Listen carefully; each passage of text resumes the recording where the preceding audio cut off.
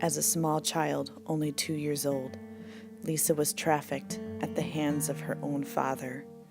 This man, who was to protect her and love her, chained her like an animal to a bed, starving her, beating her, and prostituting her small, vulnerable, and malnourished body to men. This was her childhood, and it continued for 20 years. Her country managed to rescue her. She was sent to the U.S. on a tourist visa. Unfortunately, her visa expired, and she found herself back in the hands of her father, abducted and forced back into prostitution. During a second attempt, police rescued her as she was chained to a bed while being raped by 2 men. She then fled to the U.S. on a student visa, taking it upon herself to reach her junior year of college, studying a major in psychology on scholarship. In 2014, all funds were exhausted, leaving her to face deportation back in the sex industry. Gridlock received an email. Lisa inquired with Gridlock, wondering if she qualified for a free ride scholarship. Seeing the emergency, in 4 days, Gridlock raised the $25,000 of funds to secure her student visa to finish her senior year in the U.S. Lisa holds a 3.96 GPA and plans to help other survivors of human trafficking find hope and healing.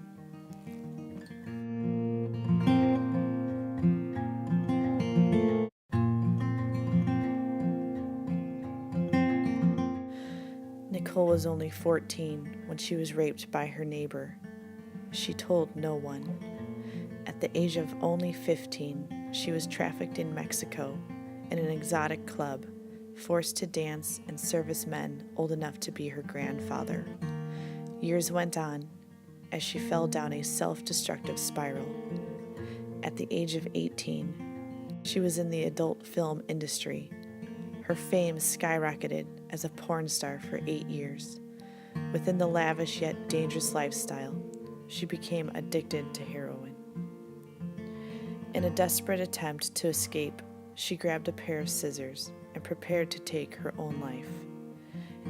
Nicole reports that God interrupted her in a clear voice, guiding her to put down the scissors. The encounter led Nicole to begin seeking God. She shares her testimony of God's love for her through ministry. She never returned to the sex industry. In spring 2014, Nicole began attending college on a free ride scholarship with a mentor. She currently maintains a 3.5 GPA. Her story of redemption is a standalone testimony of faith, hope, and love.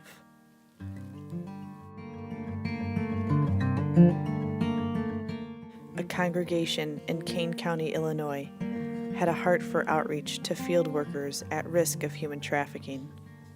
A group of compassionate men regularly made visits to local meatpacking and textile industry businesses. These men met a field worker named Carlos. They informed him that if their assistance was needed, he could reach them at any time. That small act of conversation led to liberation, for they had no idea Carlos's struggle. Carlos and Isabel were brought across the border from Guatemala. They were promised great jobs as gardener and housekeeper to a wealthy American family. The empty promises resulted in Carlos and Isabel being herded like animals with other field workers and transported to a network of locations in the Midwest.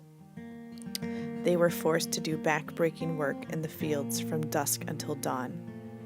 Between the two of them, they only made a few dollars an hour. They were also charged for room, board, medical insurance that had never existed. Debt bondage is a tactic by traffickers used to control the victims to ensure the cost of living always exceeds the amount of compensation.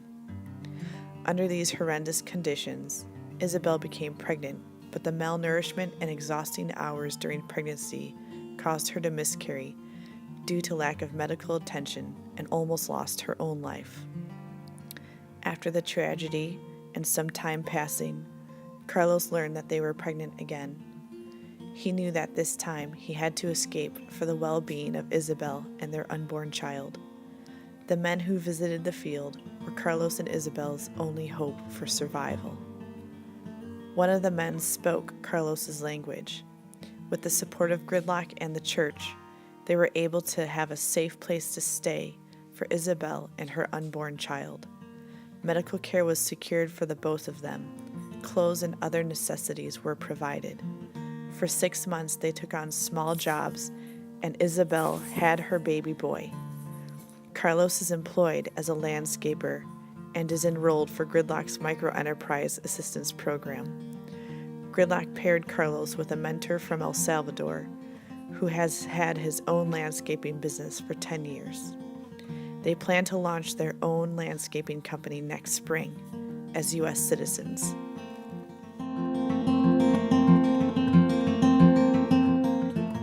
Nina ran away from a dysfunctional home life at the age of 15. She was quickly preyed upon by a man in his 30s who pretended to love her and said that he wanted to marry her. One morning, he brought her a very expensive dress and sent her to a salon to get ready for a special night he had planned for them. He told her to make herself beautiful for that evening, for he had a special surprise. When she arrived in her perfect dress, holding back tears of joy so she wouldn't ruin her makeup, she was abruptly pulled into the room and was gang raped by a group of men. This was no marriage proposal. This was her official entry into the sex trade. For a year and a half, Nina was forced to endure every form of sexual depravity. One day she was brought to a clinic to treat an internal laceration that wouldn't stop bleeding. The clinician informed her she was 15 weeks pregnant. Her trafficker insisted on an immediate abortion, but the clinic refused. Gridlock's hotline received a call to rescue Nina and her unborn child. The call was from a girl who Nina would be sent to work with when 2 girls would be requested. She risked her life to make the call and initiate Nina's rescue. At 18 and under Gridlock's wing, Nina began to lead a productive life and was able to care for her beautiful daughter. Nina thrived at an opportunity as a wedding planner for a Gridlock supporter. She is in the beginning phase of Gridlock's Microenterprise Assistance Program to one day have her own business as a wedding planner.